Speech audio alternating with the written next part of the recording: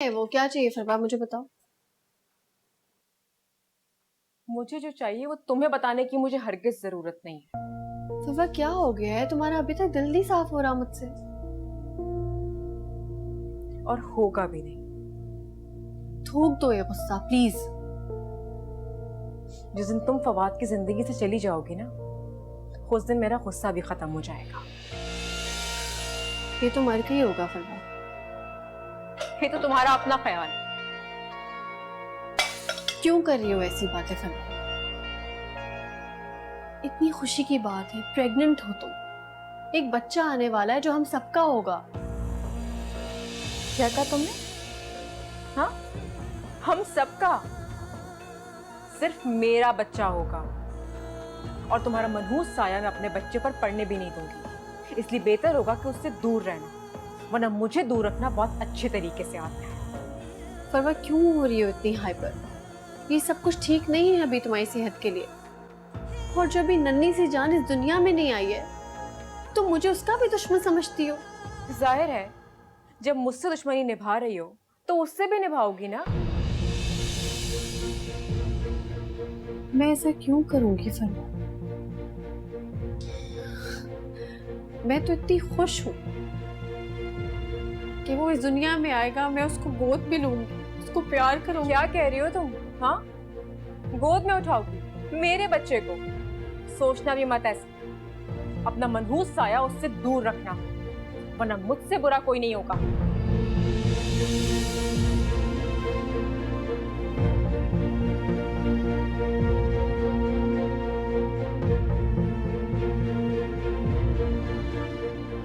पता नहीं क्यों इतना लड़ती है मुझसे।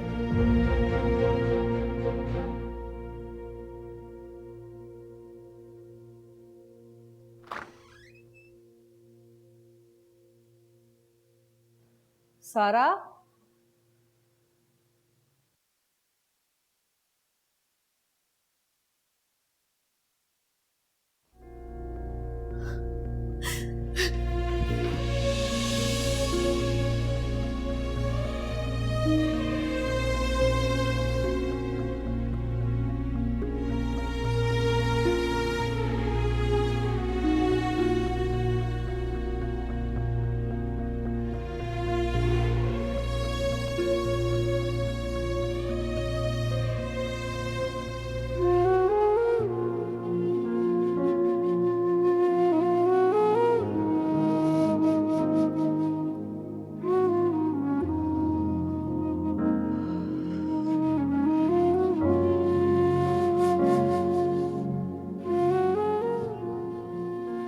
क्या बात है?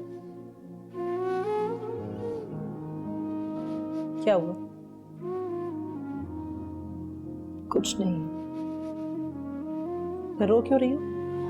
अपनी किस्मत पर रो रही हूँ अभी।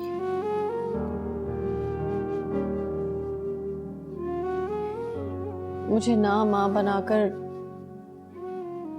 कुदरत ने किस आजमाइश में डाल दिया ना मुझे।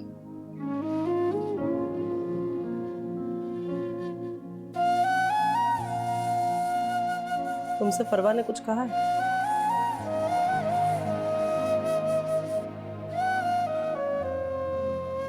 आज मुझे फवाद से बात करनी पड़ेगी। कोई फायदा नहीं है, आप नहीं करेंगी बात किसी से भी। मैं नहीं चाहती कि मेरी वजह से कोई डिस्टर्ब। क्यों?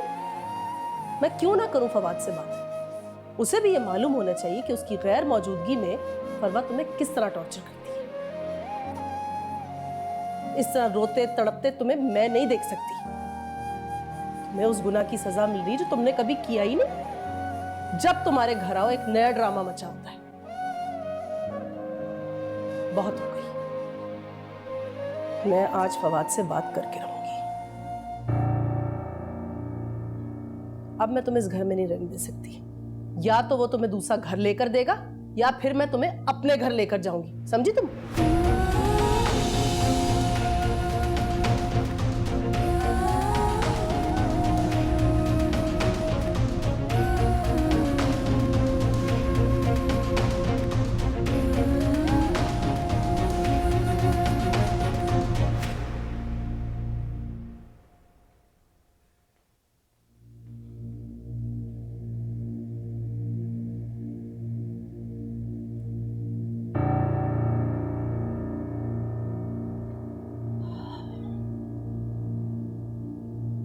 फरवा, वैसे एक बात है, मैंने अपनी सारी जिंदगी में तुम जैसी खुदगर्ज और घटिया औरत नहीं देखी। अपनी लिमिट्स में रहे आप। तुम मुझे मेरी लिमिट्स बताओगी, अपनी औकात भूल गई हो शायद। गरीब के ढेरे से उठाकर जिस दोस्त ने तुम्हें लाकर इस महलनुमा घर में बिठा दिया, तुम उसी को अजियत पहुंचा रही हो। आपका कोई हक नहीं है कि आप मेरी इंसल्ट करें। यहाँ मैं अपने नसीब से आई हूँ, कोई मुझे लेकर नहीं आया इस घर में। तो बात अगर नसीब की है तो फिर अपने जैसी घटिया बातें कर कर उसे टॉर्चर क्यों कर रही है? क्या हो रहा है? नफीसा आंटी, अगर आप इसकी हरकतों से वाकिफ होती ना तो मुझसे कभी ये सवाल ना करती। मगर हुआ क्या है? इसने सारा को ताना दिया औलाद ना होने का। वो कब से अपने कमरे में बैठी रो रही है।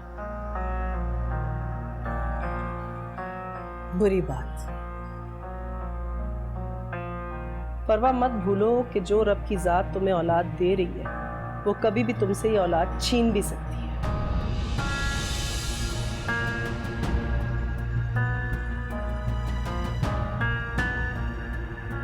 बद्दुआ दे रही हैं आप मुझे?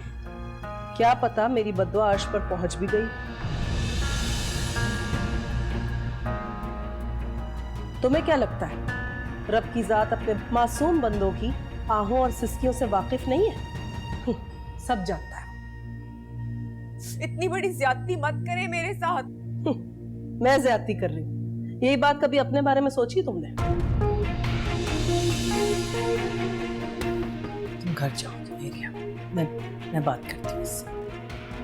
नफीसा आंटी, आप इसे अपने तरीके से समझाएं, वरना अगर मैंने अपनी जबान में समझाया तो सारी दुनिया देखेगी। ये अभी शायद मुझे जानती नहीं है।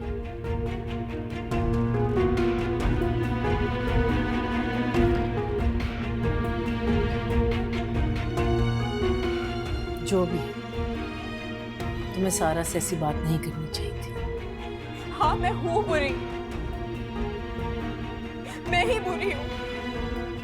किसी को मैं तो दिखाई ही नहीं देती। मेरे साथ क्या हो रहा है वो किसी को भी नहीं दिखता। मैं हूँ बुरी, मैं सबके साथ बुरी हूँ, हर कोई मुझे बुरा कहता है।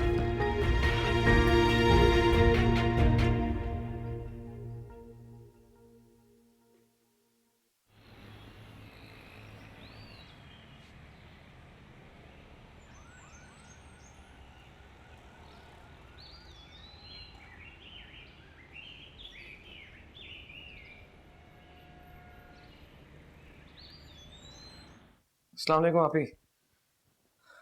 एक्चुअली मीटिंग में था, बस अभी देखें आपकी मिस्ड कॉल्स। खैरियत? तुम बताओ फवाद, तुम्हारे घर में सब खैरियत है? जी, क्या मतलब? फवाद, तुम हर चीज से इतने बेखबर हो जाओगे ये मैं कभी सोच भी नहीं सकती। तुम्हें कुछ मालूम है परवा ने मेरी बहन को किस तरह टॉर्चर किया? रो रो कर उसका बुरा हाल हुआ है। क्यों? सुबह तो सब ठीक था। जिस घर में दो सौखने हो ना, उस घर में कुछ ठीक नहीं हो सकता। कहना क्या चाह रही हैं? मैं फिर वही कहूंगी जो मैंने पहले कहा, अगर तुम मेरी बहन को दूसरा घर लेकर नहीं दोगे तो मैं उसे अपने घर ले जाऊंगा, क्योंकि मैं अपनी बहन के ऊपर रोज ये जुल्म होता नहीं देख सकती। उसका रोना, उसका सिसकना मैं कभी नहीं देख सकती। समझे तुम?